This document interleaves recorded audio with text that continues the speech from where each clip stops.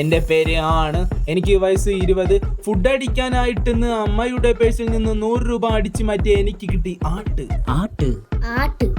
എന്റെ പേര് ആണ്. എനിക്ക് വയസ്സ് 30. വേനലവധി കാലം അത് അപ്പൂപ്പന്റെ വീട്ടിൽ പണ്ടു തൊട്ടേ കണ്ടുവന്ന സോമൻ മാമൻ എന്റെ പിന്നിൽ അറിയാത്ത പോലെ തൊട്ടു. എന്നിട്ട് ആരാഞ്ഞു, ഉണ്ടോ നിന്റെ കൂള്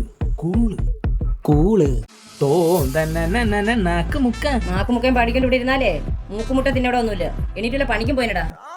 അല്ലെങ്കിലും വളർന്നു വരുന്ന കലാകാരന്മാരെ വളർത്താൻ ആരുമില്ലല്ലോ, തളർത്താനല്ലേ ആളുള്ളൂ.